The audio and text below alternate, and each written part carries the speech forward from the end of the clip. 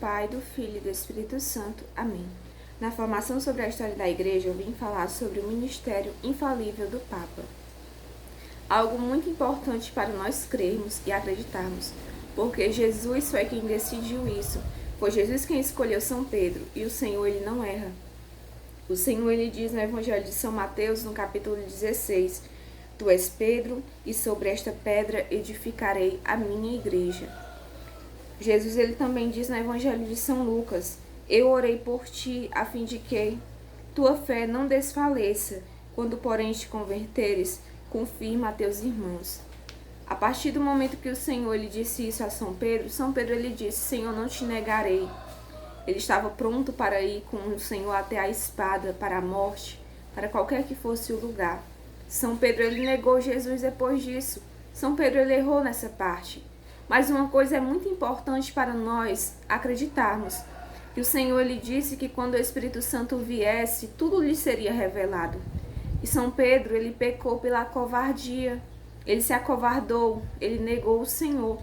Mas quando o Espírito Santo veio sobre aquele homem, ele fez história. Quando o Espírito Santo veio sobre São Pedro, ele foi capaz de ir até a morte, assim como ele disse o Senhor nesse momento. E se cumpriu isso muito tempo depois. São Pedro, quando recebeu o Espírito Santo, ele se decidiu, ele se determinou. E antes disso, ele já era escolhido de Deus, não só como discípulo, mas para ser o Papa, para ser aquele que vai à frente da Igreja Católica. Muitas pessoas duvidam desse ministério infalível do Papa. Muitas pessoas questionam. Mas questionar por quê? Questionar para quê? Se foi o próprio Cristo que o escolheu, se foi o próprio Senhor que decidiu.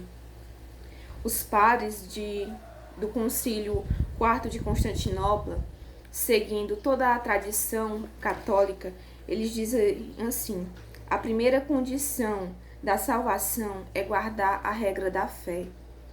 Guardar a regra da fé. Nós temos regras, nós temos algo a seguir e nós temos que guardar isso no nosso coração. E claro que o Papa faz isso porque foi destinado por Deus, foi decidido pelo Senhor.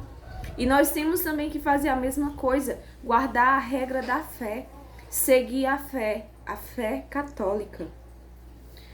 O professor Felipe Aquino, ele fala em relação a isso, dizendo, desejando não nos separar em nada de sua fé e de sua doutrina, nós esperamos merecer estarmos unidos nessa comunhão, pregada pela Santa Sé, pregada pela tradição católica.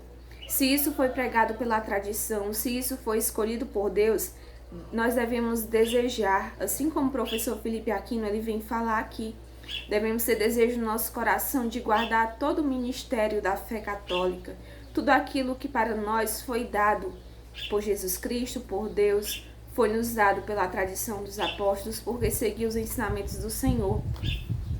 E no concílio de Florença foi definido, foi dito assim, o pontifício romano é o verdadeiro vigário de Cristo, a cabeça de toda a igreja, o pai e o mestre de todos os cristãos. A ele, na pessoa de São Pedro, foi confiada pelo Senhor Jesus Cristo, pleno poder de apacentar, de reger e de governar toda a igreja. Um concílio é uma reunião dos bispos muito importante, que é decidido muitas coisas, e isso foi dito em um concílio, no concílio de Florença. Homens usados por Deus, homens cheios do Espírito Santo, conduzidos realmente pelo Senhor, falou isso. E nós não temos o cabimento nem a condição de julgar nada que é dito pela Igreja Católica.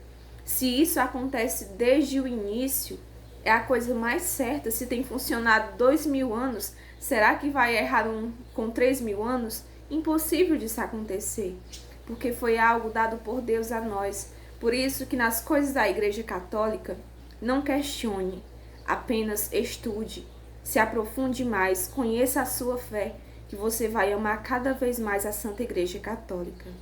Amém. Em nome do Pai, do Filho e do Espírito Santo. Amém.